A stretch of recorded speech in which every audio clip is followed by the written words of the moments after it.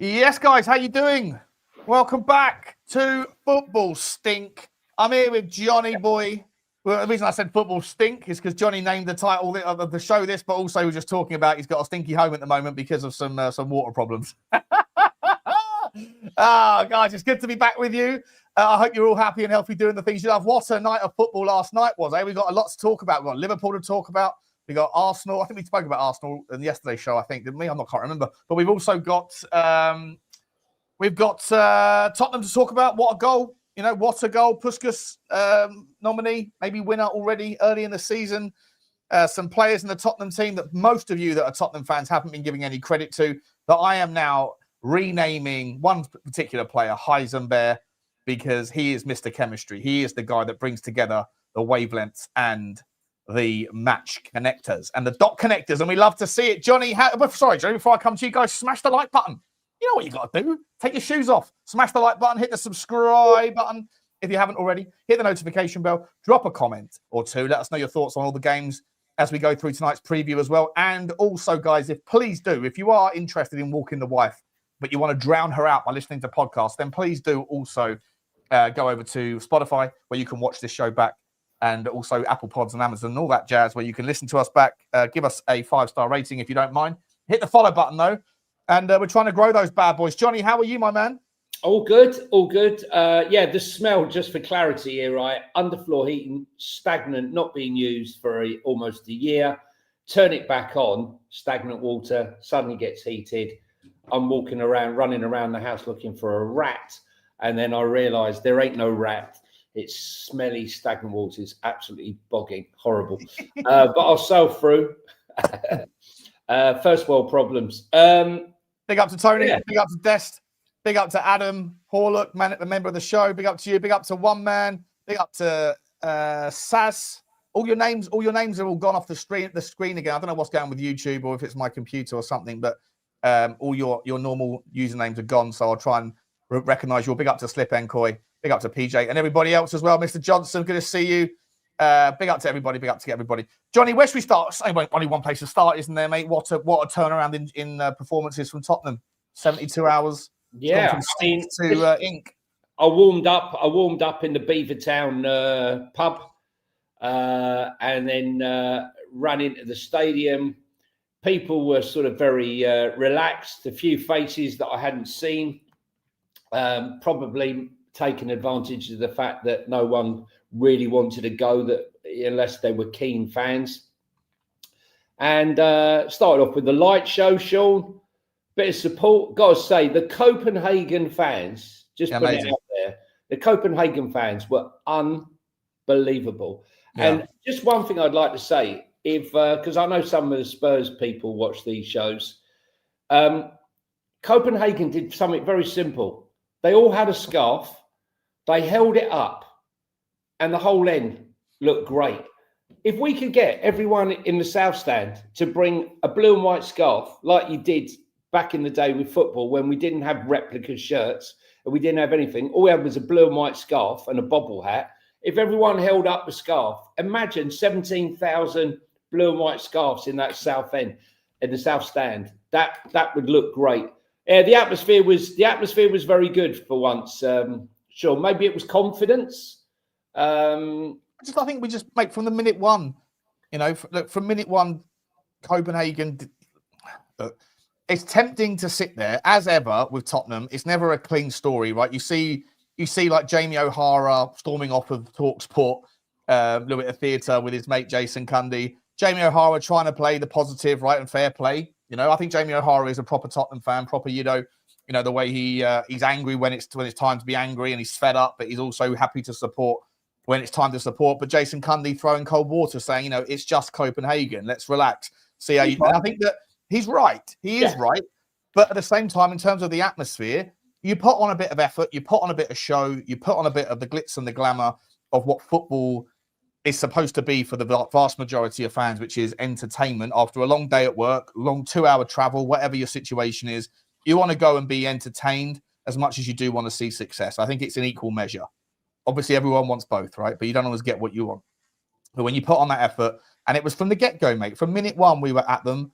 And I think that probably, like I say, you're right about the Copenhagen fans. You could hear them a lot more than you could hear the Tottenham fans on the TV. But I think you could also hear the pockets of the energy was back, because some of the football that we put on last night was just delicious to watch, and it's been a long time coming. Yeah. And also, just a quick one out there for Jamie Carragher. Oh yeah. Comments about Paulinho, mate. Get back. Yeah, he was well off the mark. Well off the mark. Get back in your lane. Ridiculous, man. The guy's got 4 goals, 2 assists, and he's got 44 tackles. 44. Yeah. Well clear of anybody else. And the player everyone lauds as the breaker of tackles, the breakup of the master of disaster in the middle of the field, Casado, has only got 31. He's got 13 more tackles than him, right? Just get back in your lane, guy. Go and find someone else. You know what I would say, though? It was one game, Sean. Well, okay, the Chelsea thing. I think Paulinho didn't even play badly against Chelsea, by the way. He didn't. Like it was a donut thing to say, but the principle of what he's saying regarding progressing the ball is true. Yeah. Right? He isn't a great progressor of the pass or the ball, and the structure that we've been seeing at times, obviously not last night, that went out the window, but previously in the Premier League and at home and away, both of them are more inclined to, a lot of those sideways pass sort of standards and metrics. Again, there's no context taken, because a lot of the time Paulinho is winning the ball back, passing it to Bentancur, who's then passing it sideways to start the move. So it looks like it's a sideways pass on a like post-dated data set, arrow here, arrow there, whatever. But actually, it's the logical pass in that situation, because he's receiving the ball back to goal. So you do have to take it into context. But what I would say, mate, a lot of people have been kind of playing around with this, toying with the idea of playing a back three. And if you're gonna, and I spoke about it, you spoke about it, the back three model. If you were to have a Romero, if you do think that the progression of the passing from Paulinho is a problem, some people do, some people don't. If you think it is, then there is an idea where you could play a back three, and people need to stop thinking that a back three equals a defensive formation, because it isn't. You're actually losing a player from the back four, right? Especially if you use the wing backs accordingly. You can use Romero to progress the ball. He's the best passer of the centre backs in the Premier League. But the other thing that I think last night reminded us of is Mickey van der Ven's incredible ability to take the ball out and break the line. He did it against Manchester United. He's done it several times without the same sort of level of output. Luton. Yeah, loads and loads of times he breaks the line and goes on these charges. And they don't always end up with him scoring or going all the way, but he does break the line. The problem is you're limited in how you can use that in a 2 centre-back model, because if one of them goes, then if he goes, then someone has to, in case he loses it, then you get transitioned on. In a back three model, you could actually set up in a world where Mickey van der Ven is encouraged to do that more often, and where Romero is encouraged to come up to the DM role and progress the ball. And then in that world, you don't need to have a Paulinho in every single game. You can use him in certain scenarios, but not in every scenario. Bring him off the bench like we did yesterday. So I actually think that what we saw last night was a demonstration that there is a different tactical pivot that Tottenham can use that they're not really using, and that can be just as effective. And it doesn't have to be thought of as a defensive strategy, Johnny. It's actually a nice way to create something different with those sort of skills that we have at the back. We started with a 4. What I liked was we set up as a 4, but when we progressed the ball, we reverted to a 3, Sean. Yeah. Right? And that's why, we have that flexibility. It wasn't a rigid 4 at the back. And also, we never played with Kudos. I've got to say, look, we all know who played well last night, but I'm going to give him props. They spoke about him a lot on the TV. I was going on about him last night to people around me, but most of the focus was on Colin Mawani and Xavi and Mickey van der Ven. But Bentancur was absolutely superb last night. He was absolutely superb, and it was only when I, was watching back today the game, and Glenn Hoddle and the co were waxing lyrical about how well Bentancur played. So, and he was progressing the ball, Sean. So yeah, he was yesterday. He was yesterday because he had, but again, mate, no one gave Pape Sarr any credit. We spoke about this last night on the Spurs 5. Nobody gave Pape, none of the commentators, none of the post analysis.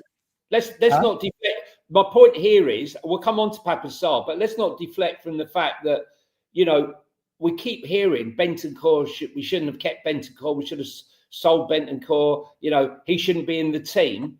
right? I don't subscribe to that. I think, he can't progress the ball is a load of nonsense. I think what's happened is the system that he was playing with Paulinho, almost like what we were saying before, prevents him from doing that. Because I wasn't deflecting from Bentancur when I brought Pape Sarr. I'm saying the reason why Bentancur could do that was because of the awesome work that Pape Sarr was doing. They were both very, very good, but Bentancur was unbelievable last night. Unbelievable.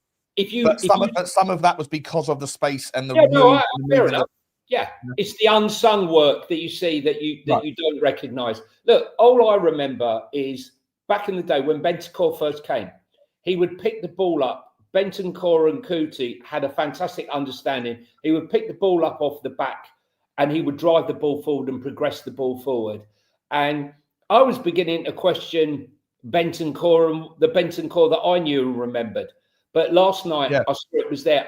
Listen, I understand it was against Copenhagen, and I'm not going to get carried away with it. But it just proved to me that he is capable of that game. We just got to find that system, and I think that progression of when we were attacking, going to a 3 is great. But do you think we could play that against Manchester United? Yes, I do. I don't think Man United are that good. I like they got more danger, right? Yeah, well, than Copenhagen, 100%. But this the way that the media spin the resurgence of Manchester United. 4 weeks ago, there was a 21-minute penalty shootout where Amorim couldn't look up from he's looking at his feet, looking at the same sort of chewing gum stain on the floor in the dugout for 21 minutes. Like, it wasn't that long ago that United were on their knees. They won a couple of games. They won 3 on the bounce against okay opposition. Then they dropped points against Nottingham Forest, against Sean Dyche's Forest. Yep. Like they haven't suddenly become world beaters again, but the media will have you believe that the same way the media will talk about Arsenal, having this injury crisis, because they know that, propping up and defending and deflecting all of the, any vulnerability that Arsenal have, suddenly it's amplified. It's amazing what they're doing given their injury crisis, yet no one's saying the same thing about the teams that have got 4 times more players out, right? It's correct. They're playing to the audience. They're playing to that. I just don't buy into, I don't want to get ahead of myself. Like, we might end up losing against Man United, but I'm just saying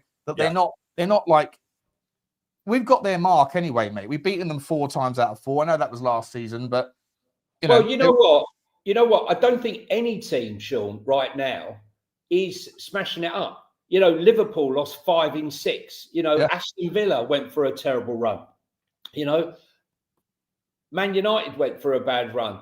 So, as Spurs fans, right, you got to understand, we're at the embryo stage, right, of this development, and we're going to lose games. No one's going to keep going on a run of 8 games without defeat. I don't think we are, personally. But the one player that I was so excited to finally see get a bit of credit, although, again, he got absolutely slaughtered. And, again, it was only when I got home that I saw more of the touches from Kolo Muani last night, today. More I watched on television than what I saw on the pitch. Muani's fantastic, mate. He's got that deft touch. He's got little tricky foot. He's a big lump as well. He's a big lump. He's 6'1", 6'2". He's a big guy. He's like Pape Sarr kind of frame, isn't he?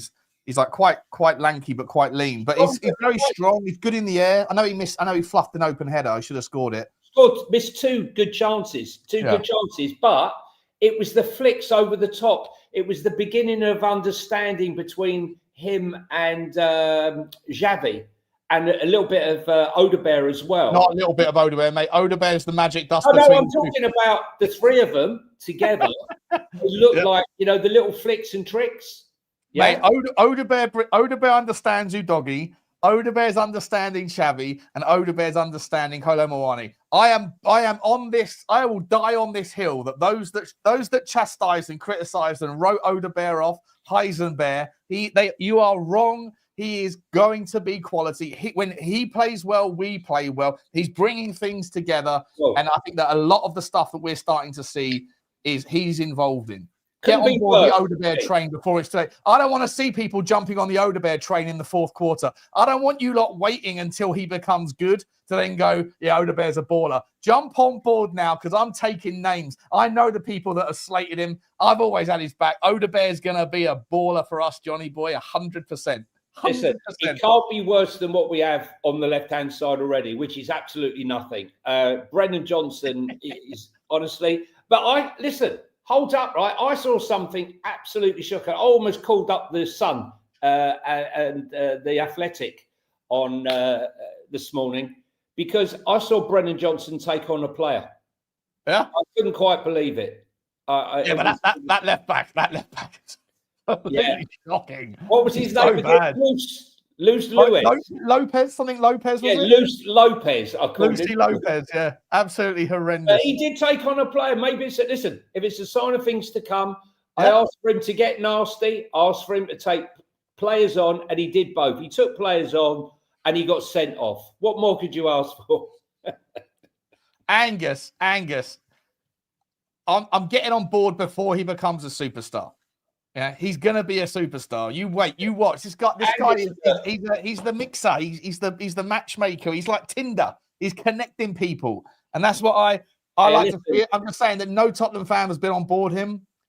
I think it's time to get on board him. Listen, I think Angus, having watched the likes of Eze and Declan Rice and the rest of it, can sort of smirk when we talk about greatness.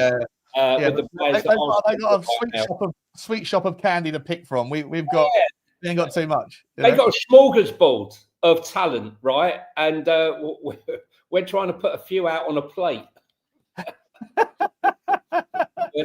Let's talk about. Look, Xavi had a really good game. Again, it wasn't perfect, but he created more chances than anybody else in the Champions League last night. And for another interesting stat, I think it was Richarlison missed more chances last night than Xavi created. Oh, poor Richie. Poor Richie. Listen, I don't want to spend too long. We've been talking about Tottenham for 20 minutes. I just want to ask you one last question before we move on to the Liverpool game as well. Yeah. And then we'll do Arsenal. Then we'll do... But we've got to do the Juve game because that was interesting. And there's loads. But... just super quick, mate. Richarlison, I still can't. I've listened back and I still can't hear any booing from the fans. Are you absolutely certain that when Richarlison took the ball from Pedro Porro, or Porro took it off of Dane Scarlett, that the fans booed? Yeah, I find that so bad. Like, it was terrible. I thought he was going to cry, mate. I thought he was going to cry. He looked like he was going to cry. I'm going to cry for him, mate. Like, he's not done anything wrong. He's the senior striker on the pitch who needs a goal. Let's be honest. He's going to play more minutes this season than Dane Scarlett. So bigger picture stuff. Who's going to benefit more from turning 4 into 5? Dane Scarlett or Richarlison? And the header. Everyone's going, he should have buried it. It was a good header. Oh, it's a fantastic header. It was a great header. Sandwiched between two Copenhagen players. I just so want it to happen for him because, listen, despite what everyone may say he's shit and what have you, which he ain't been great, but at the same time, I want every player to become great. That's the thing. I want them all, even the ones I don't like and don't rate. But no, quickly, last thing we must mention, let's talk about... What? Cocked pistol. What are we doing here? My man Odo was an absolute dreamboat last night with the ball. Sorry, what were you going to say, Johnny? What were you going to say? I was just going to say, let's just talk about the Puskás goal. Mickey, yeah. Listen, the debate last night was it better than Son's goal? I think it is better than Son's goal because Son, you'd expect it of him as a striker and as an attacker. For a defender to pick up that ball and drive through, picking it up from the edge of his box and to drive through. And it wasn't just the drive and beating the players in the middle of the park. It was that look up. But the finish, if that had been scored by a striker, the strike to actually bury it after that long run in itself should be applauded. And that's why he's better than I'm going to wind up the Arsenal fans that are watching. That's why for me, than Gyökeres. He's definitely better than Gyökeres. Like they've both got 6 goals each this season. But you can make the argument, mate, he might be better than Gabriel. You can't see Gabriel running 90 meters at 100 miles an hour, can you? No, but he is great at scoring headers. 6 goals this season. Our top goal scorer. I think behind him his own goals. Anyway, let's move on. There's 21 than you up, mate. It's only a joke. Let's move on. Do you want to do the super chat, Sean? Let's do the super chats. Big up to you all for the super chats. Dino Houdini, always here, always supporting. We love you, Dino. Shoot to you. Done the Premier League scores from last weekend, yeah, have we? No, we have to do them. After them as well. Might be a longer show than we thought. Big up to you, Dino. Thank you so much indeed, my man. Appreciate you very, very much indeed. And of course, the only reason I'm mentioning the predictions is because Dino had a good shift. I think he's done well this weekend as a stand-in. Appreciate you, Dino. Adam Horlock, big up to you, buddy. Very nice, very generous. He says, I think we're showing exciting glimpses in so many areas. I think we're going to be unbelievable once we all gel and maybe add another first-team player or 2 in January. Love this show. Come on, you Spurs. Thanks very much. Love the fact you love it, mate. Yeah, it's really, really fun doing this show with Jonny every day. I don't disagree, but I do think we do. I do think we need to add 1 or 2 in January, Jonny. Yeah, I mean, listen, it's not even a debate whether it's Tony, whether it's Lookman, whether it's Vlahovic, whoever we add will add to the show. But I do think Kolo Muani is levels above Solanke and Richarlison combined. I'm sorry, he's got the pace, he's got the power, he's got the tricks.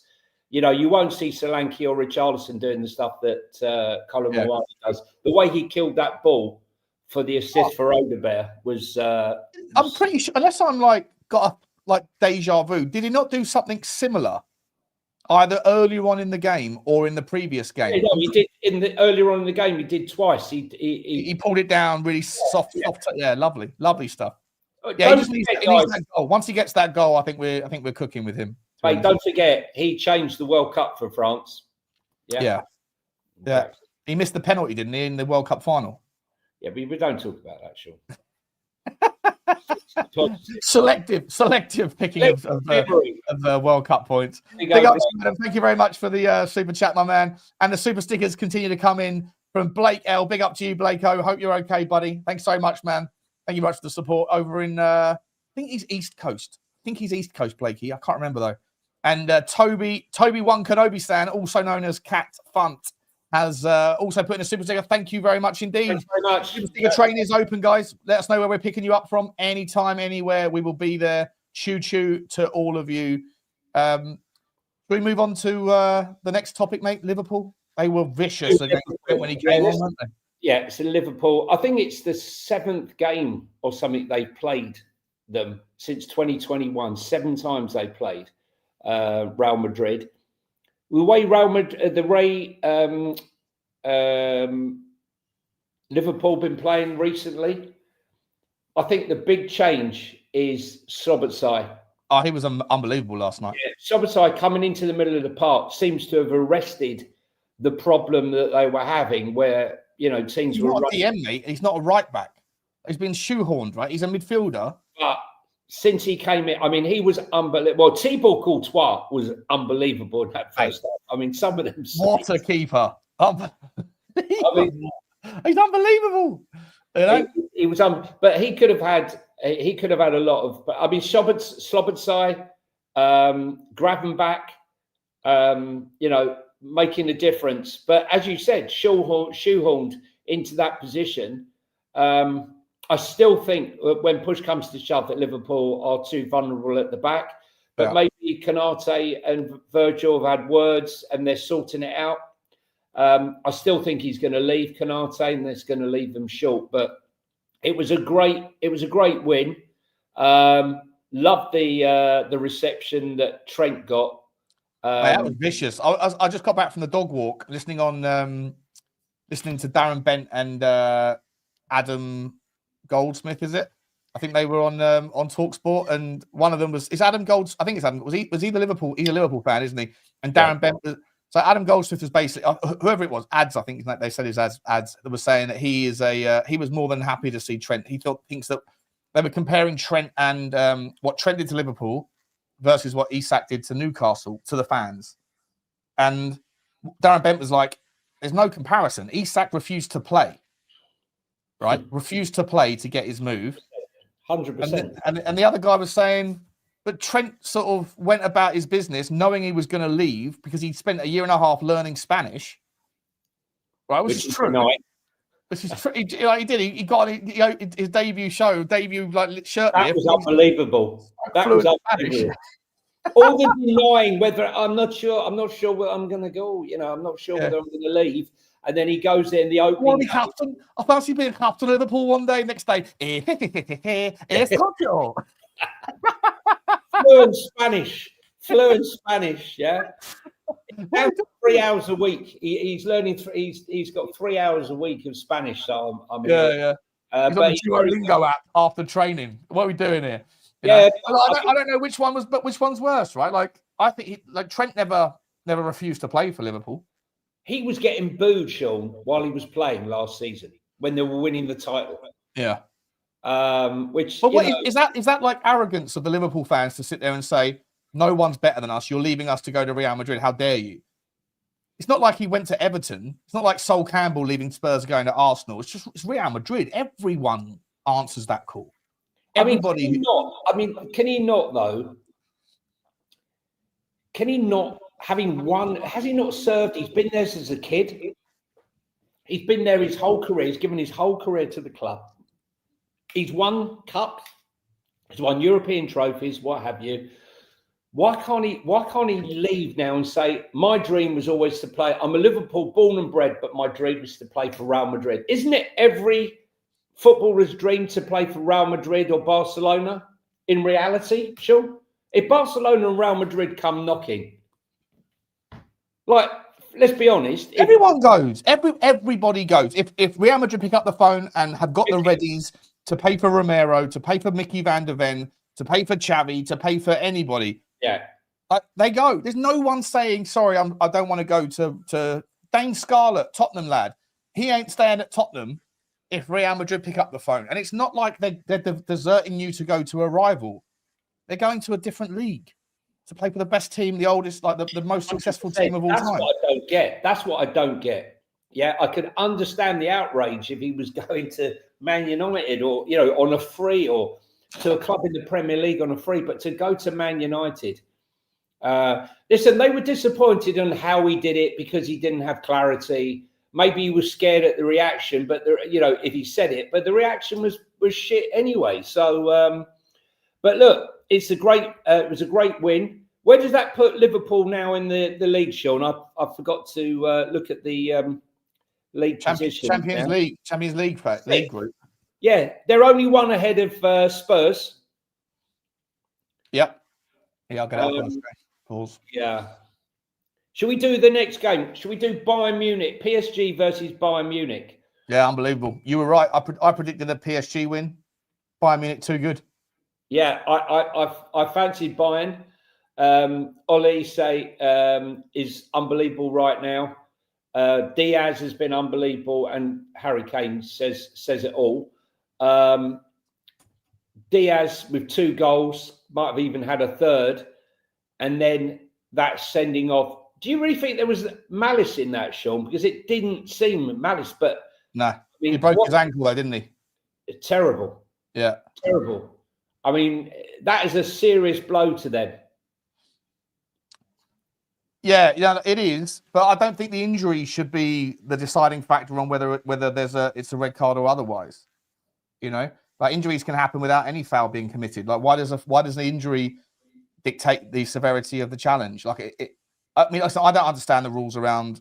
I mean, I thought until last night I thought that there had to be some level of intent to be considered reckless, but then I thought about it afterwards, and reckless actually doesn't require intent. But then also that guy Chris, the Spurs fan who's a referee, he came in and said that you don't need intent. It's just about the structure of the challenge and whether or not it's dangerous or otherwise. Yeah, I mean it was a scissor kick. It was a scissor challenge, and his ankle's trapped underneath, and it was from behind. So I suppose by the letter of the law, he had to go.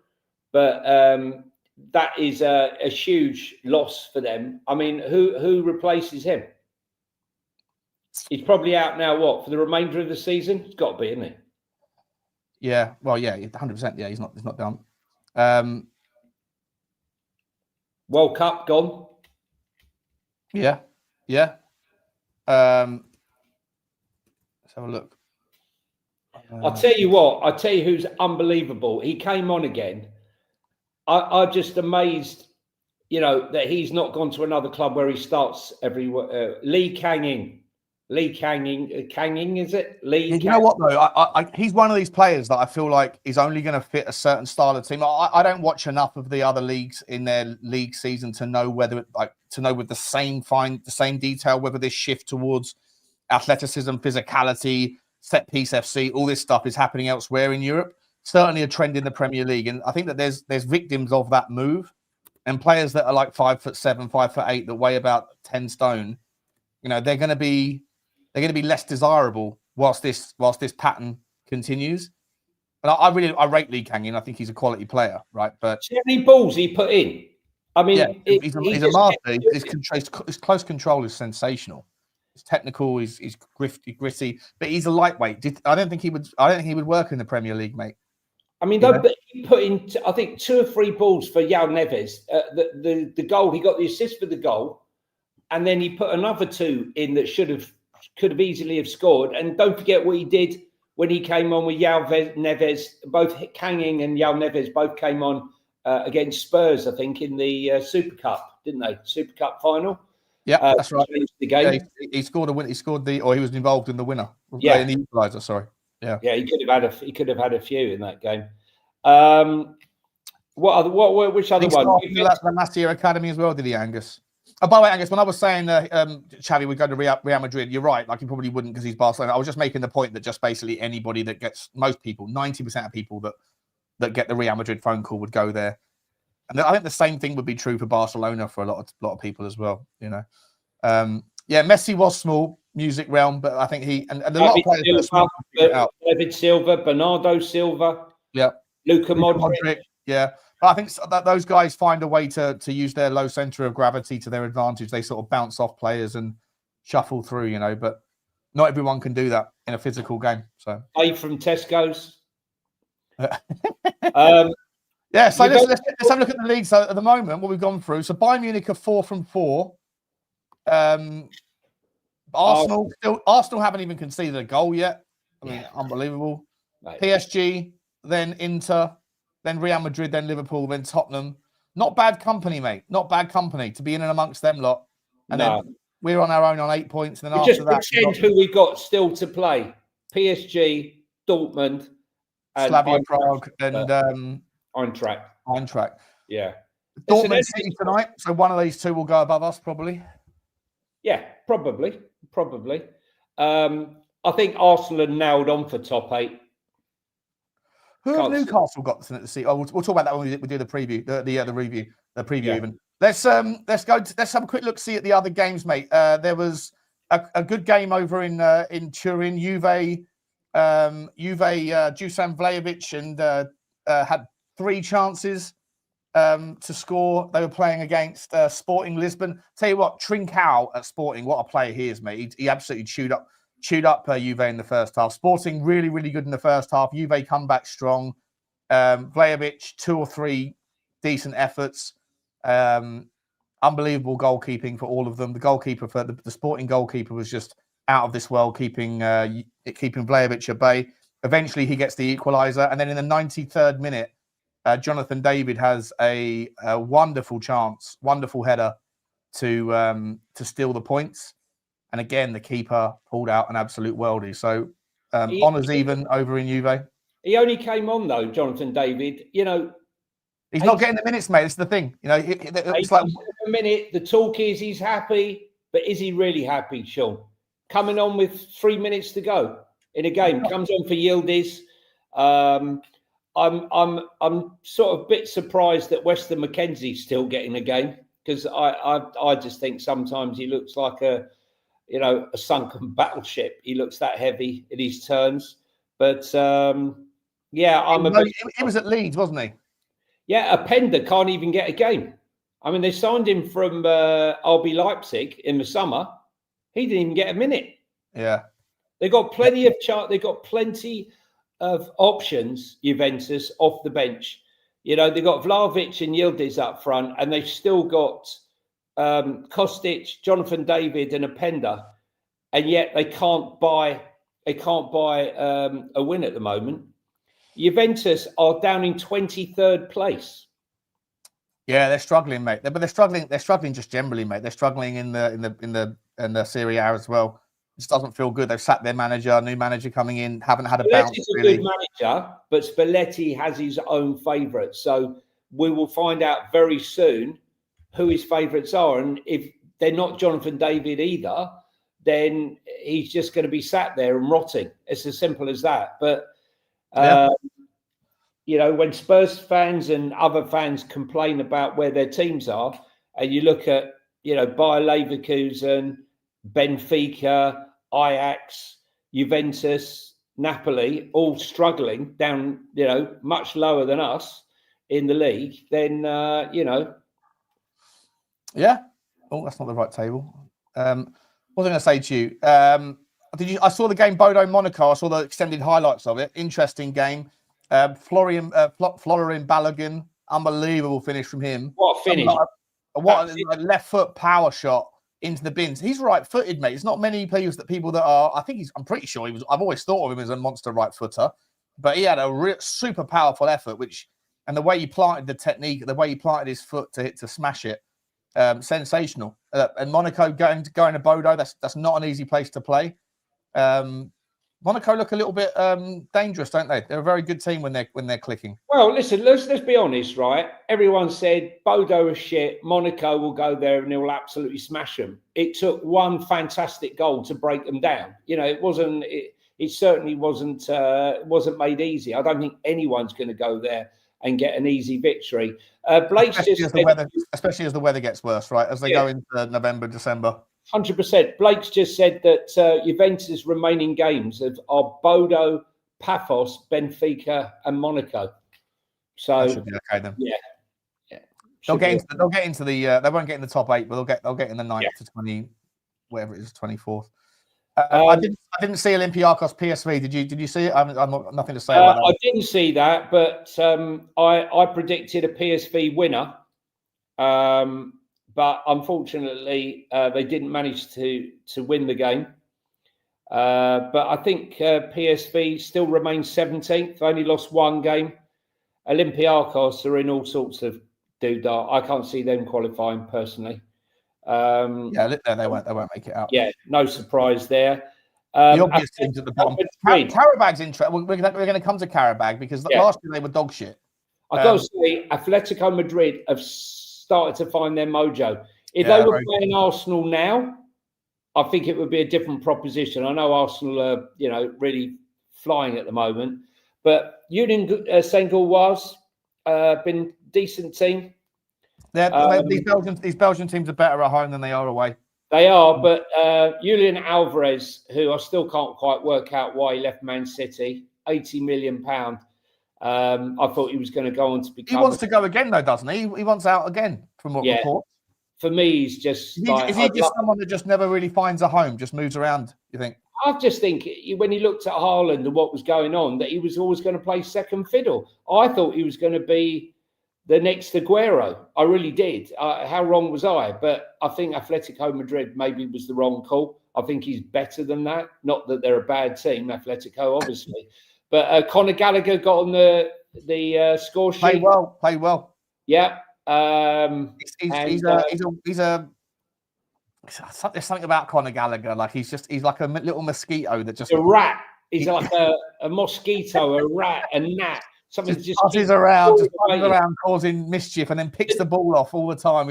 I like him. I can't help but, even though he's Chelsea, he's fully Chelsea and all that stuff, and I should hate him. There's something about him. I admire his tenacity as a footballer. I think he's very good. He's the Jack Russell. When you go around to people's houses when you were a kid and you didn't like dogs, right? your ankles, chewing on your jean leg, and you're trying to get rid of him. Yeah, that's it. But they won 3-1 last night, and they desperately needed that win. Yeah, they did. Yeah, Atletico. I think they are still only in 25th place, Sean. So they were desperate for that win. No, that's Bilbao. That's Bilbao. Atletico are you sure? 14th. Oh, okay. They must have gone up because they were in trouble. I knew that much. They needed a win. Yeah, they were on 3 points. So they were probably down in about 24th before the game started. But Slavia Prague versus Arsenal. This was cruise control for Arsenal. It really was. Yeah, I didn't think they were that great, mate. They didn't. I don't think they had any problems at all. But like the first goal, I think it was a soft penalty from memory because I think we spoke about this yesterday. Because it was the earlier game, wasn't it? Or I spoke about it somewhere. I spoke about it on someone's show. Look, the thing is, even with Arsenal's changing of the system, changing of the personnel to rotate, and with all the injuries, they put out Mikel Merino, who just keeps scoring goals. He can't stop scoring for Spain, can't stop scoring for Arsenal when he plays up front. He's not a striker, but he's scoring more goals than Gyökeres. Another 2 last night. Saka with the penalty. But, you know, a midfield of Nwaneri, Norgard and Declan Rice. I'm lost for words with Declan Rice at the moment. I think he's having his best ever season.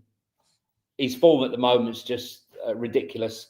But look at the backs. You know, they kept the centre-back pairing, but still brought in Hincapié and Timber. And they even swapped them out for Ben White and Skelly. It's, I don't know. At least Slavia Prague finally got a couple of shots on target, eh? Wasn't it three shots on target against Arsenal? So Raya had something to do for once. Yeah, wasn't it right at the end of the game? I think so. Yeah, I think so. Yeah, Hincapié was brilliant as well. Yeah. What a player he is. What a player. Just want to ask you, whilst we're talking about Arsenal, mate, I've got their fixtures up here. Can you see them getting beat anytime soon? Well, they've got Bayern Munich at home next, and I think that's the kind of the litmus test, right? Yeah. If how do I get back to their fixtures? That's some fixtures for Bayern Munich, isn't it? Arsenal away, PSG away. I'll come back to it. Arsenal have got Bayern Munich at home, and given that PSG were no match like at home to Bayern Munich, it leads you to obviously they're going to be without Luis Diaz now, though. That's a big deal, right? So yeah, but cool. Arsenal are always, when Arsenal play anybody, 3 or 4 of their top players are normally out for some reason. Yeah. No, but I think that Arsenal against Bayern Munich will be. I mean, there's a chance that could be a final. Yeah, very much so. I think with Luis Diaz, he would definitely be getting shots in on target, 100%. That he's a huge dimension of that. Elise will be their main danger. Elise and Eze, good mates. They used to link up for Palace, so that'd be an interesting one. This is the other one. This is the other point about that game, right? How does Arteta manage his squad? I know he's got a brilliant amount of depth, but how does he manage that squad knowing that he's got Spurs at home, then Bayern at home, and then Chelsea away? Well, it's very easy. Best players for Spurs. Probably. No, but I mean, look, but it doesn't matter what. Like they've got such an unbelievable depth that they can still look unbelievable, can't they? I mean, when do we play? So our first game is Arsenal after the break. Is Arsenal, isn't it? Then it's PSG. PSG for us. Yeah, and Bayern for them. Yeah. And then I think we have what days they are. No, it can't be Wolves. Who is it? We have I'd like to know if we're playing on Wednesday and they're playing on Tuesday. That will make quite a bit of difference. I can tell you. We are playing Tuesday. I bet you. It's normally us. Wrong fixtures. Let's have a look. We normally get Arsenal fixtures are. Here we go. What day is so? It's Sunday at 4:30, and then Arsenal are playing on the 26th of November. 26th of November. They're playing on the Wednesday then. 26th of November is at home, and we're playing on the same day. We're playing on the same day. They're at home, we're away. Okay. Yeah, fair enough. So no. Well, I think that basically rounds up all of the games so far. Should we take a look at some of the games tonight, mate? Because let's have a quick look at tonight, and then we'll do the scores. Guys, if you're in the chat, please hit the like button. Really appreciate your support. Helps the algorithm. And if you are here for the first time, please tell us who you support, where you're from, whether you're in the States. I had people messaging me last night from Korea and from South Africa. Saying how much they enjoyed the show. So please let us know where you're from and what club you support. So tonight, Sean, the big derby is underway. The game is underway. Just quickly, a user 4872, big up to you for the super chat. He says, I love Levy after yesterday. I love Lubo too. Daniel Lubo, we're calling him now on. Thank you very much. Lubo. Thank you much for your support, my man. I appreciate you. Yeah, sorry, Johnny. Get the fixtures? The big game of tonight is obviously Paphos versus Villarreal, the Cyprus Spain derby. Currently, they've just started. It's 5 minutes in. 0-0 to Paphos at the moment. Yep, that's what we're going to call it. And Karabag has also just started against Chelsea. Let's talk about Karabag. I've got no idea about Paphos, mate. But let's talk about Karabag. They're a team that we beat in the Europa League last year, and this year they're doing bits in the Champions League, aren't they? They're doing very well, mate. They're in 12th position, and should they beat, they're level with Chelsea, and should they beat them, they'll go above them. It's not an easy place to go, Karabag. Quite a long journey. Where are they? What's the? It's the League of Azerbaijan, isn't it? Yeah, Azerbaijan. Yeah, local boys. They're not even top of their own league, believe it or not. Yeah. Well, who's playing for Chelsea tonight? Let's have a look. See. I think they've probably rested a few. I would have thought it's a long journey. They're playing Tariq George, who's doing very well. Yao Pedro, Esteval, Lavia, Santos, Jamie Gittins. I mean, this is them resting players. Tosin Adebayo. Jared Hatto, who we liked, Reece James and Cucurella. I mean, the players there on the bench, Garnacho, Delap, Casado, Buonanotte, Enzo Fernandez, Chalobah, Gusto, Fofana. I mean, yeah. I think they should be well clear of that one. That is some options they've got in their sort of left wing, right wing 10 option, isn't it? And that's maybe including the ones that are injured. And Santos and Lavia, like people will sit there and go, that's their second or third choice double pivot. What was Lavia? 80 million? No, I think he cost 40 million, didn't he? But... No, it was a lot of money. Have a look. From Southampton. Have a check. Yeah. I think he was worth more than 40. Have a look. Ajax versus Galatasaray. Ajax, I've got no idea what's happened to them. I mean, the famed Ajax 50 million quid for him. 52 million quid. The Ajax Academy, which was like right up there with the Barcelona Academy, and they just can't do anything at the moment. I think they're rock bottom, home to Galatasaray. I can only see... Lavia's gone off injured after 3 minutes. Again. That guy's got more fucking cheese strings in his muscles than anyone. He gets injured such a good player, but they can't keep him fit. Such a shame. Casado, Moses is back on, so he probably could have done with the rest. I can't see anything other than Galatasaray absolutely smashing Ajax tonight. Sean, away from home. Yeah, I think you're right. The one that's going to be quite interesting, Benfica doing really badly, bless you, versus Bayer Leverkusen doing equally badly. What are you thinking there? Sorry, what was the game you're talking about? Benfica, Bayer Leverkusen, both doing poorly. Draw. I think that's a draw. Benfica 35th, Bayer Leverkusen 30th. Yeah, I can't see anyone outstanding in that game. Club Brugge versus Barcelona. This is an interesting one. I can't wait for that game. That's the one for me. because I think that Barcelona obviously are the favourites, but Club Brugge at home are not away from home.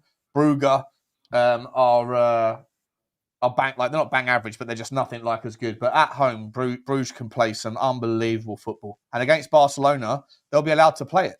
If Barcelona throw caution to the wind as well, I think it's going to be an absolute belter of a game. Make sure if there's any game tonight, which game will you be watching tonight? I'll probably watch. Well, now I can't watch Paphos Villarreal, which was my main watch. I'll be watching Man City versus Borussia Dortmund, probably. Yeah, probably not a bad game to watch either. Yeah, that will be the game. Might flip between Club Brugge, Barcelona, as we talk about them a lot.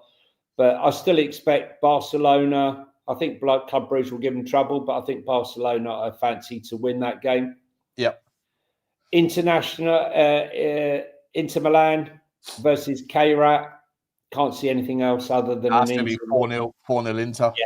I think they're 40-1 odds on the betting markets. Inter Milan's not worth. City versus Borussia Dortmund. Man City seem to be playing all the teams that we're playing. Yeah, Dortmund are a team, like a funny old team, Dortmund, aren't they? Like they've got some quality players, but they don't always do it. I mean, is Joe Bellingham still having tantrums? Sergio Guarati banging goals in galore. The player that I wrote off 2 years ago as a one-hit wonder, a late bloomer. If they beat Man City, they go third. Yeah, they're doing very well. You know, that is our toughest game. PSG and Borussia Dortmund are easily two hard games without any question. The player that I'm so surprised hasn't left Dortmund is Nico Schlotterbeck, the defender. He's such a good defender, such a brilliant defender. And United and Liverpool both looking at him. Maybe. Yeah, like 2-3 years ago, everybody was talking about him. Like how are Dortmund keeping hold of this kid? He's going to be a top draw player. And then it's just sort of like no one's mentioned him in the English media for like 2 or 3 years, and now they're starting to pick up again. I think he's a quality player that's that a lot of teams in the Premier League would probably do well by looking at. Yeah, look, it's I think Rodri's back. Whether they risk Rodri tonight, they need him. They got to ease him back in. Garcia's come in, done not a bad job. But Rodri's the glue that binds them together, just as Granit Xhaka is the glue that binds Sunderland together, getting them where they are right now. So it'll be an interesting game tonight to see those two. Also, be interesting, fiery game, no doubt, down in Marseille versus Atalanta. It'll be interesting to see whether Lookman starts contributing. Seems to have gone off the boil. Yeah, Atalanta. Listen, I want to dial in just to see about Ademola Lookman, mate. I need to keep an eye on this kid. I want to because I genuinely think that he is a baller. He's one of these players that splits opinion. I think very highly of him. I know you do. Yeah, there's a hell of a lot of Tottenham fans that tell me he's trash. I don't know what it is that they're seeing of the recent version of him, or if they're just remembering the guy that missed the penalty at Fulham. They're just remembering him as a kid. The Charlton, the Everton version of him. Raw. If you looked at Mbuemo as a kid, you would have seen, oh yeah, he's raw. He gets stuck in. Look, he's physical. Look, he had 3 very successful seasons at Atalanta, scoring good goals for them. And we have a big problem. We have a really big problem on the left side. We all know it. Even with Wilson Odegaard having a good game last night, you can't go into a season with one left-sided player. But Nathan says Inter Milan want Lookman now. Well, listen, he was going to Inter originally, but they couldn't sort out the. They fell out. The Atalanta and Inter Milan fell out about it. They wouldn't cough up. They wouldn't cough up. So I wouldn't be surprised if that's where he goes. Maybe he'll go there on loan. Atalanta only want a sale, and they want to pay big money up front. So I can't see that one happening. So what are you going to do? Marseille, Atalanta. I'm going to go for a Højbjerg win there. I'm going to go 2-1. Marseille. And I'm going to go. Sorry, Man City, Borussia Dortmund. I'm going to go 2-1 Man City. I'm going to go 2-0 Man City. Haaland, easy. Yeah. Easiest bet you ever make. And I've still cleared on my betting slip of Atalanta Marseille. I don't know. It's tricky. Yeah, I'll call it a draw, score draw, 1-1 or something. The last Cavalieri just tweeted something. Ooh, appreciate you, Angus. Thank you. We don't usually do this during off season or during the actual season. We wait until the transfer news, views, and clues things. Which, by the way, guys, we're going to be going live. We looked at this last night, right? You know, transfer windows is our fun thing. Every single day, bring up all the transfer rumours. So we looked and saw last night that the final week of the Champions League match week 8, the 27th and the 28th, Johnny, or 26th and the 27th of January, right? So last year there was very little January business from between the big clubs until after the end of match week 8, because most of the teams went into match week 8 not knowing if they were definitely in the top 8 or whatever else in their relative competitions. But that last year, I'm pretty sure that match week 8 finished on the 24th. So there was a week of it. There's going to be if the same sort of thing happens, it's going to be quiet for like 20, 24 days or whatever in January. A couple of things will be done early. But the last 3 or 4 days, Johnny and I are going to be streaming for like 12 hours a day, I reckon, on the It's going to be a tough one. 29th, 30th and 31st. It's going to be mayhem. It's going to be mayhem. Harmless Potato said Greenwood with a brace. He's going to bash one out there, get one into the last game tonight. Newcastle Athletic Club, Athletic Bilbao are in a sorry state. Leao, 150 million pound. Right now, he's not 150 million. Right now, he's not worth 150 million pound. He's not doing it for them. They're poor at the moment, Sean. Who's not worth 150 million? Rafa Leao. Oh, Leao. Yeah. He's 1-0, Estavo. Yeah, mate, just log it, Ryan. Ryan, just log it, mate. I've stated it. I've clipped me up. Nico Williams. Yeah, sorry, mate. I don't know what I'm talking about. I did mean Nico Williams. I was looking at the chat and thinking something else. Yeah, apologies there. I meant Nico Williams. Yeah. Nucky Williams Jr. What has Sasha Cavalieri tweeted? Can't find anything. I haven't seen anything he's tweeted. Tell us what he tweeted. I can't find him there, Angus. Can't find him. Leao, I was going to say Harmless Potato. Leao is also one that's struggling at the moment. He doesn't look. He might be physically strong, but he's not like I just don't see that value. I do think, though, I keep saying it, that Estevao is going to be the best Brazilian to ever play at the Premier League. Yeah, no one's seen Stel, mate. Stel. He was supposed to come on last night. He was supposed to come on. I was texting the boys going, are we going to go live? And Stel was like, yeah, we'll do it at 10:30. I said, well, Johnny and Lubo's not back from the game until at least 10:45. So let's wait until 10:45. And he was like, all right then. And then at 10:35, he goes, actually, Sean, no, I've got to be up early tomorrow. I'm not coming on. I was like, you can't avoid it, mate. You can't. Listen, let me tell you something. But don't worry, Stel will be back on the Spurs 5 should Spurs lose to Man United. Don't worry, he will be there. But I think Newcastle are way too good for Atletico tonight. Based on the current form that I've been, Atletico are my club. Anyone who watches Football Link will know that's my club. I've got to follow. They've been going backwards this season. Villarreal going forward, Athletic Club going backwards. And just to say, just a sidebar, Elche got fantastic reviews of their game against Barcelona, Sean. They were saying they really attacked them. Yeah, they played fantastic. So come on, the Elche, big old Elche, my Elche. It's amazing. I don't follow them I'm not quite as close to them as you probably are to Cremonese, Johnny. But I've got them there. Like I bleed green and white for them. I bleed green and white for my Elche, you know. I've Cremonese all over Jamie Vardy. I mean, he's Cremonese up at your grid. He scored again. Shall we go on to the? Let's do the recap. Predicciones. Let's do that. Sasha Tavalieri, the guy with 202,000. Yeah, he's an hour ago he tweeted Vincent Company, Avalide, Guevaro, Riyadh, Eong, Kifa Labasa. I don't know what the fuck that means. Let's speak Spanish. No, you see, he's bloody amazing, isn't he? He's talking about amazing. No, I think he's saying he wants to get that fella Eong, that young kid that was linked to Tottenham, to Bayern Munich. I think that's what it means. But nothing else. There's nothing else on there unless he's replied something to someone else. But there's nothing. There's nothing about him. Oh, it's on Transfer News Live. It says Arsenal have finally struck a verbal agreement with Bukayo Saka to extend his contract.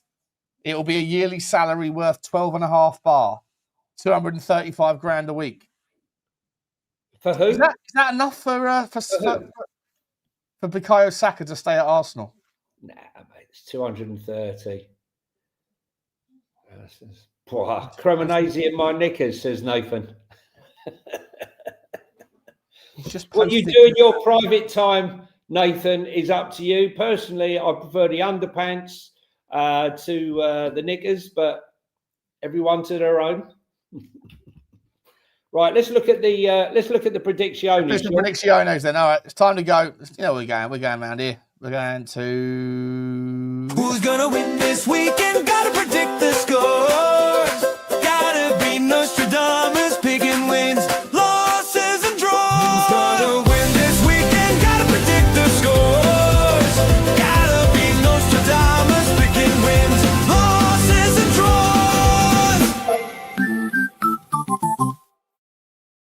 This is the part of the show where Sean awards himself extra points for no apparent reason.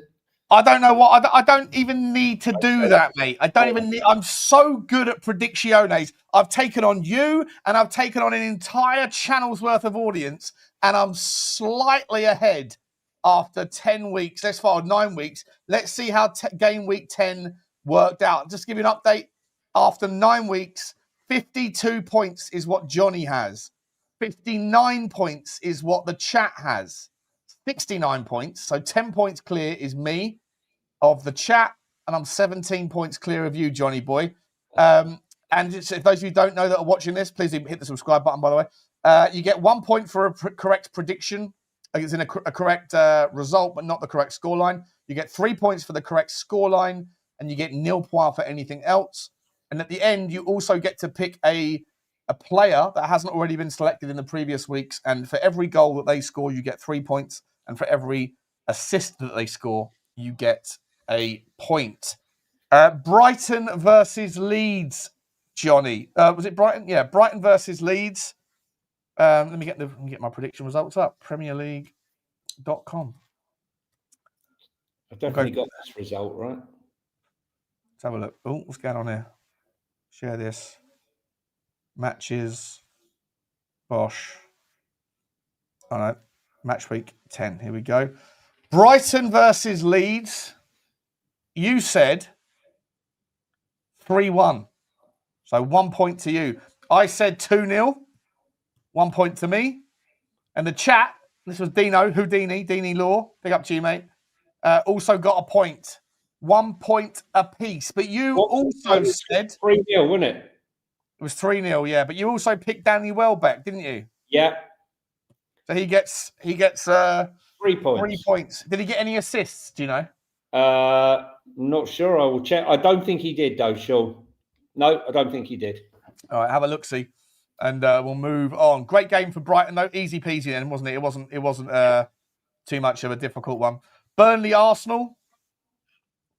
Well, I just tried to be different. You tried to be crazy. I was looking at that going, this can't be right. I went for 1-0.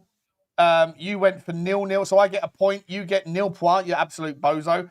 And Dino, Houdini, was almost spot on. He went for 3-0. And it was 2-0, wasn't it? Or was it 3-0? 2-0. It was 2-0. Dino almost got it. 1 point apiece. He didn't. No players there selected. Let me. What's the next? Let me see the screen. I want to make sure the screen looks okay. There we go. Let's get that up so we can see. Palace versus Brentford. I went for a draw, like a donut. 0 point for me. You went for 2-1, as did Houdini. So 1 point apiece. Not particularly. So near again. So near, but so far. Not because these aren't closing the gaps, mate. These aren't closing the gaps. Fulham versus Wolves. I went for a 0-0. You went for 2-0. I went for 2-0, just out 2-0, and the sacking of the manager. I think that's an extra 3 points. Unfortunately, it isn't.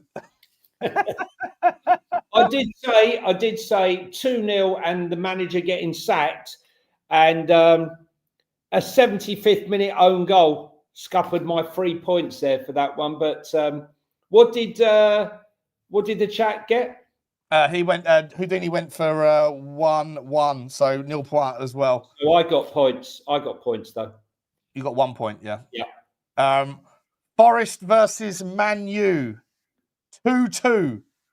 I was 2-1 up in this game, and then they fucked me. So I ended up with nothing. You went for 2-1 to Man United, and you got nothing. And Houdini nailed it with a 2-2. So 3 points to the chat. So the chat currently on 6 points. You are also on 6 points because of your Welbeck score, and I'm on 2 points. Unless, did Jesus score? No. Did he get an assist? No. You're saying that very confidently. I'm checking now. No, Jesus, I told you, Jesus is, don't bother putting Jesus in your team until April.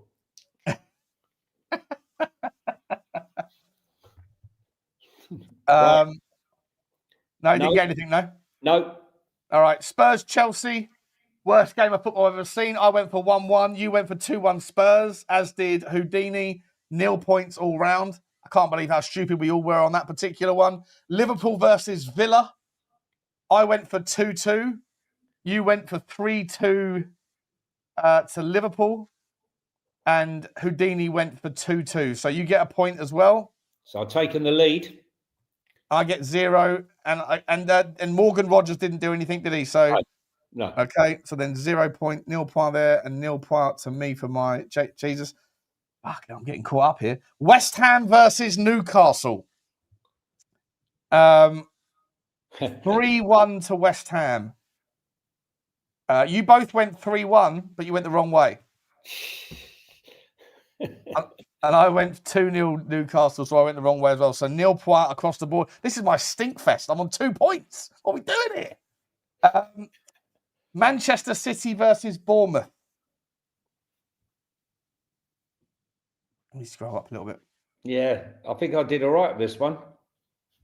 You went for 2-1 to Bournemouth. Oh, I thought did I 2-1 Bournemouth? Yep. You went crazy. Did I really go 2-1 Bournemouth? That's what I've written down. Jesus, I thought it went 3-1 Man City. No, that's what I did, and that's what Houdini did. So you've been. Well, we can go back and check the tape, mate. But yeah, that's fine. No, I believe you. And Sunderland versus Everton, 1-1, 0 point all round. We all went for Sunderland home wins. So on the basis of that, Johnny boy, I'm still out in the front, I think.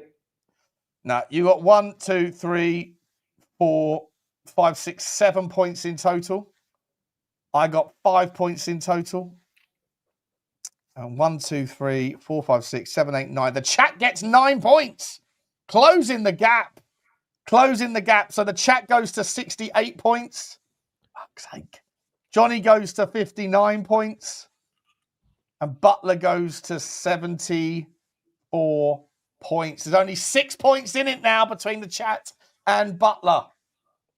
Johnny boy is caught up on me as well. The gap is closing. The gap is closing. Carrier bag have just equalised. Wow. What sort of bag do you think they're using? Tesco's. No, it'd be a life bag, lifelong bag. Definitely a lifelong bag. Let's do a couple of... That stadium looks large, right? That stadium. Can you see it on the screen? No, I can't. That stadium, it's like one tier circular stadium around a... It doesn't look huge, but it looks bigger than it. Apparently, the numbers are. The Qarabag Stadium apparently has a capacity of 5,800 people. I can't believe that. If anybody is watching the Qarabag Chelsea game, can anybody confirm that that's a 5,500 seater stadium? That looks Bag for Life Stadium. Yeah, it's better than the name of the Janet Dickinson Stadium at Everton. That's was a the woman with the most annoying voice in the world. She's like completely off key. She's off. Porter, mate. It's Janet Straight Porter. Janet Straight Porter. Big up to the chat. Big up to the chat. Chris and Godber saying the chat. He's saying big up the chat. The chat's back in it. It's only 6 points now separating yours truly and you lot right over there. And Johnny Boy's caught a couple of points up on me as well. Yeah, there's a couple of bozo moments there where I thought, maybe Burnley at home just lock up shop and stop Arsenal scoring for once. Let's quick round up. Arsenal are looking at their top target of Xavi Guerra. Lining up a raid for the Valencia midfielder. They love a Spaniard. Odegaard is a target for Barcelona, but Arsenal do not want to sell their captain and will instead prioritise getting him to sign a new contract. What else is there? Chelsea are determined to sign Yan Diamonde. Even though he's also a top target for Arsenal, Liverpool, Manchester United. Young Diamonde, not Usman Diamonde. No, Van Diamonde. Who's he played for? I don't know. I'm not sure. Yan Diamonde. Yan Diamonde.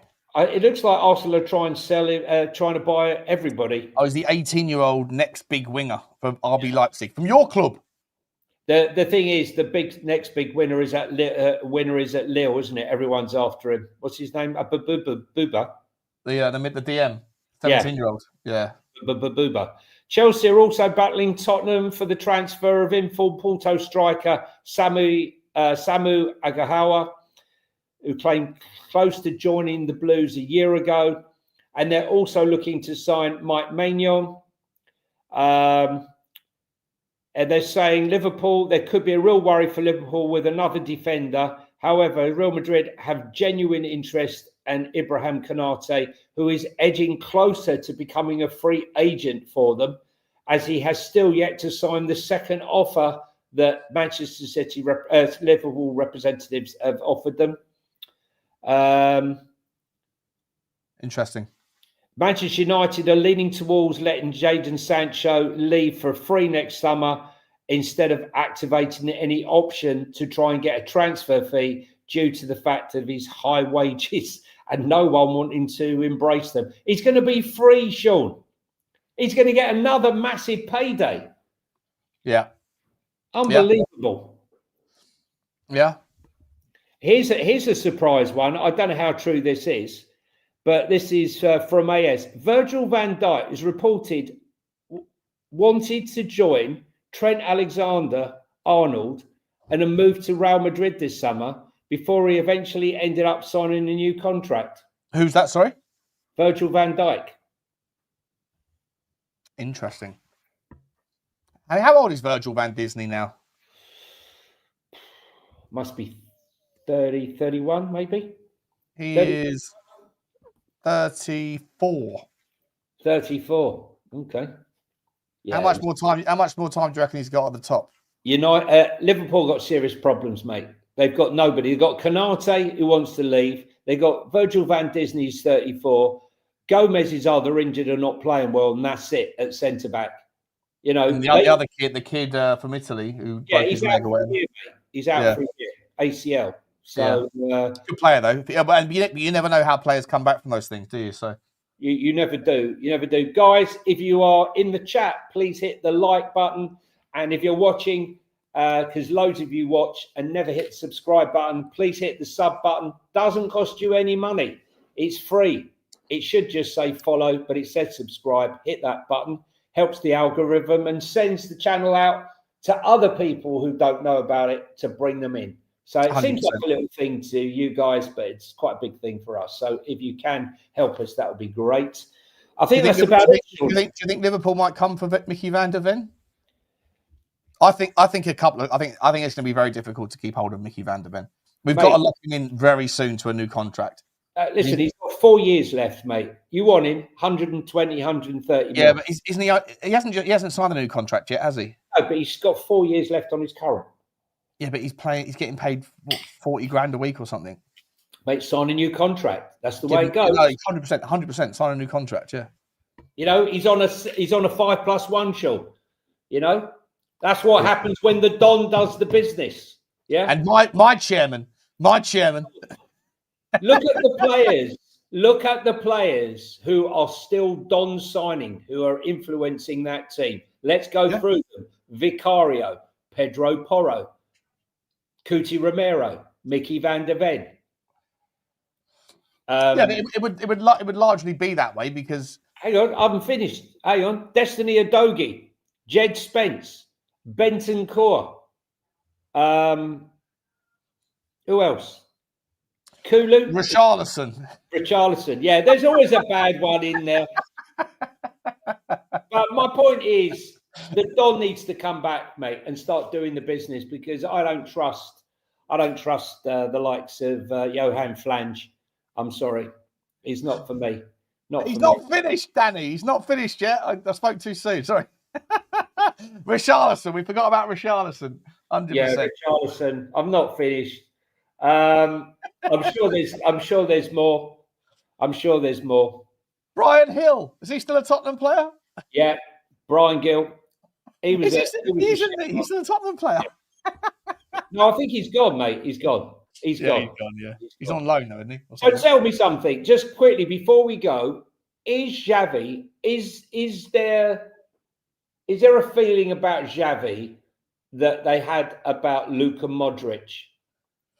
Because remember when Luka signed, you heard everyone saying he ain't physical enough, mate. He'll never survive in this league. Just the same as when he went to Real Madrid and they said he was the worst signing in Real Madrid's history. And there he is still running. Process, mate. It's just an acclimation process. Xavi's going to be absolutely fine at Tottenham. No, I'm asking. That's not that. I'm asking, do you think when he came, Modric had a great reputation when he came to Spurs, right? A very good rep. And yet he struggled early doors and got better and better. And then we all know the rest. I'm asking, do you think that Xavi can reach those sort of heights that Modric reached at Spurs, not at Real Madrid, but at Spurs? Yeah, I do. Yeah. Okay. Yeah, I do. I got no worries with him. I do think he seems like he's a little bit moody, and I think he's not happy about him being subbed often all the time, like all that stuff.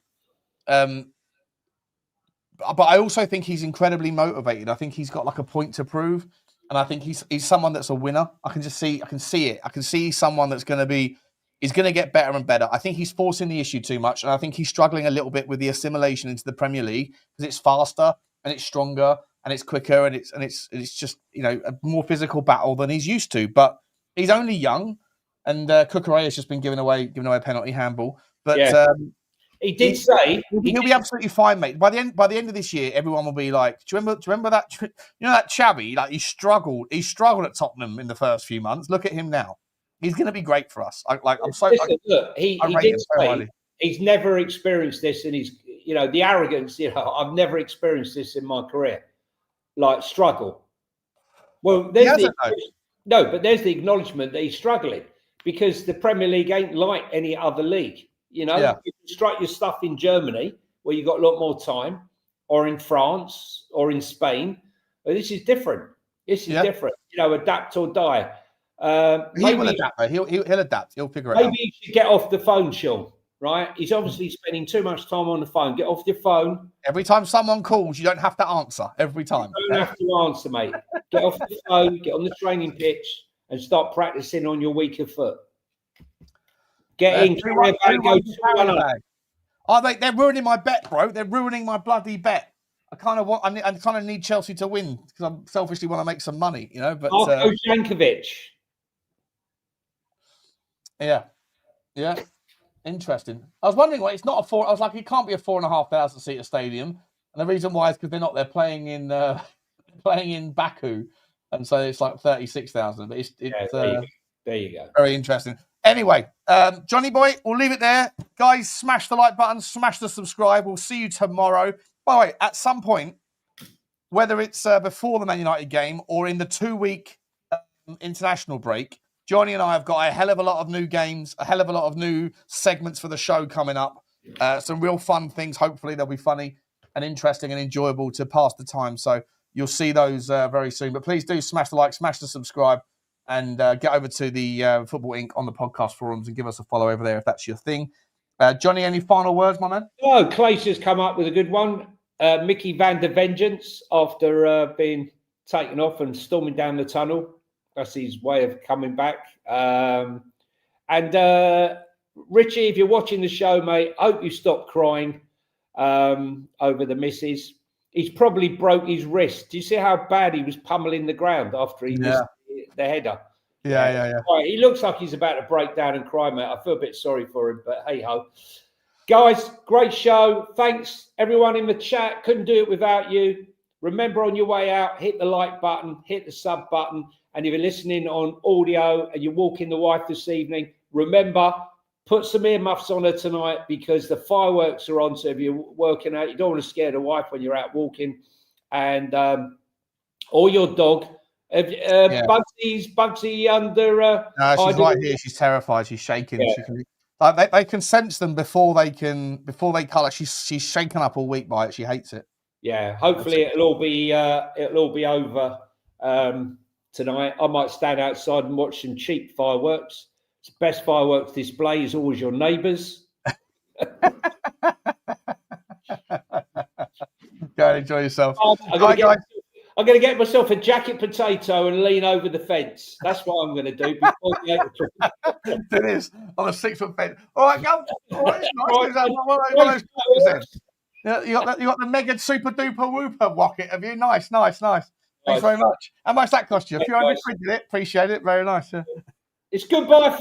Goodbye. Good night from me. It's goodbye from him. See you tomorrow. Bye.